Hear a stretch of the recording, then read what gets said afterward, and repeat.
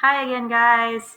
Okay, so I want to go over this pronouns I and me page in your flexible instruction day packet 2, day 2. All right. So the first thing that we need to remember is that a sentence has a subject and a predicate. Okay, so remember, subject is who or what the sentence is about, and it comes at the beginning of the sentence. And predicate is what the subject is or does. It includes the action and the rest of the sentence. Okay, so that's really important that we remember that. All right. First thing I want to discuss is I is a subject pronoun, so it's going to be in the subject of the sentence. Me is an object pronoun. It's going to be in the object part of the sentence, which is the predicate. Okay, so you're going to find me after the verb. All right, so we have some rules that we need to remember. So let's take a look at this first sentence. Zoe and I went for a walk. Okay, Zoe and I. I is correct in this sentence because it is in the subject of the sentence, so it is a subject pronoun that is needed there. Okay, remember that we talked about take the word Zoe and the word and out of the sentence, and then if you're having a hard time, and put I in the sentence and try me in the sentence. So if I'm having a hard time of figuring out if it's I or me, take Zoe and out of the sentence and read. I went for a walk or me went for a walk. And I would know that I sounds better. Okay. Karen went to the movies with Tom and me. Okay. Again, if you're having trouble with me or I here, take Tom and out of the sentence. Karen went to the movies with I, or Karen went to the movies with me. Me sounds better, so me is going to go here. Okay. Another rule to remember, always put the other person first. Okay. I or me always comes after the person that you're talking about. Okay. That is along with you in the sentence. All right. So that's that. Let's do some examples here. I guess I have to come a little bit closer to you. Maybe we'll try here. All right. So I'm hoping you can see this. Might have to do some adjusting here. All right, so let's take a look at this. Wendy and blank washed the car. So think, use your rules. Okay, what part of the sentence is this in? Or take Wendy and out of the sentence, and which word were you going to put in there? I or me? Very good, I. Okay. The presents are for Mike and blank. All right, think, where is this part of the sentence? Is it in the subject part, or is it after a verb, meaning it's in the predicate part, meaning I need an object? Okay, if you're not sure, take Mike and out. The presents are for me. Very good. Excellent. Who is going to the fair with Beth and blank? Okay. All right, think. What part of the sentence is it in? Is it after the verb? Okay, take Beth Ann out. Who is going to the fair with? Me. Excellent, guys. Good remembering. Bree and blank are eating ice cream. Okay, if you're having a hard time, take Bree and out of the sentence. And what am I going to put there? I. Good job. Okay, and if you realize that was in the subject and you did it that way, that's perfectly fine. Okay. All right, let me put this down a second. Okay, so that's that page. So that's a review of the I's and the me. Okay, the I and the me. All right, so I'm going to read you the directions. So in numbers 1 through 4, it says read each sentence. If it uses I or me correctly, circle correct. Otherwise, cross out the incorrect word and write what it should be. Okay? 5 through 8, complete the sentences with either I or me. So read the sentence and write I or me in your sentence here on the line. Okay? All right, let's go to our mystery number math. Okay. All right, so at the top it says the two shapes on this page represent two different whole numbers. Can you tell what they are? Here are some clues. So we got to figure out what's in this box first. Okay, so blank plus 5 equals 9. So think about that. Would be a 4, right? So we put 4 in our triangle. And then move your 4 into this triangle.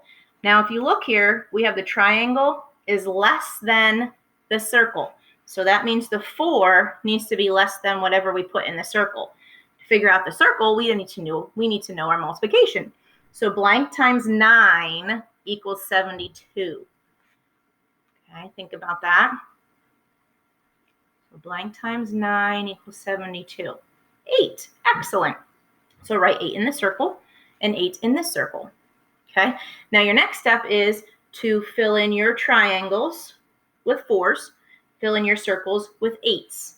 Okay, now don't do that yet. I'm gonna do a couple of these with you, and I'm going to erase my board here.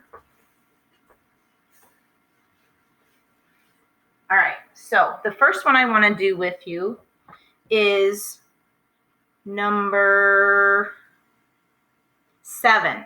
Okay, so jump to number 7. So number 7 has a triangle. We should have a 4 in it. It has a multiplication. It has a circle with an 8 times 3. Okay, now when you do this page, you have to remember your order of operations. Okay, we talked about this probably about a month ago. All right, so order of operations. First step is to do your multiplication and division from left to right. Okay, so you have to look. Now look, we have multiplication steps, so we don't even have to go to step 2 on this problem, but I'm going to remind you of what step 2 is. Step 2 is addition and subtraction from left to right. All right, so we only have multiplication, so we really don't need to worry about the second step, but we will in a little bit because I'm going to do a review of that. So, okay, so let's look here. 4 times 8. Okay, think of your 4 times tables, count by 4s. Okay, if you know it automatically, that's fantastic. 32, very good. So 4 times 8 is 32. Now we have to times by 3. Okay, I'm going to remind you how we do this too because it's been a while since we did these. So remember, I'm going to forget what's in the tens column, and I'm going to do 3 times 2. 6, good job. Then I'm going to cross multiply. I'm going to forget the 2. We already did the 2, right? So now I got to do 3 times 3. 9.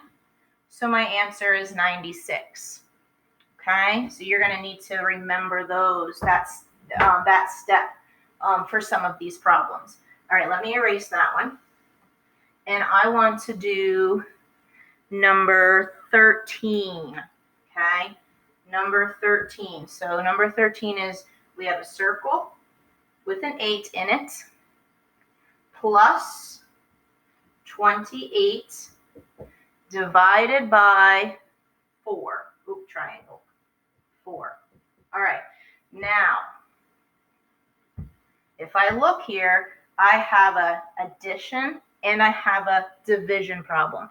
So now I need to pay attention to my order of operations. So let's look over here. First step, multiply and divide from left to right. So start on the left, work your way over. Addition, nope, that's not my first step. Division, yep, that's my first step. So 28 divided by 4. 28 divided by 4. Good job. 7. Okay, so now what do I need to do? I need to do 8 plus 7. If it helps, you can move them down to it shows you all together then. If you don't want to, make sure you have the 7 here. So 8 plus 7, 15.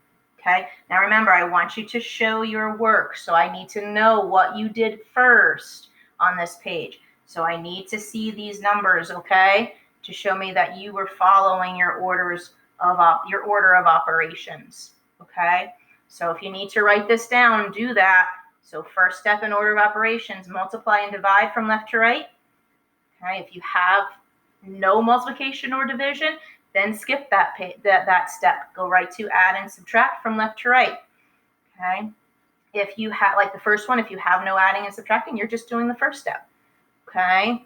All right. Say I have multiplication and division both in my problem. You do whatever comes first from left to right. Okay. All right. That's that. Okay. All right. I believe that's it.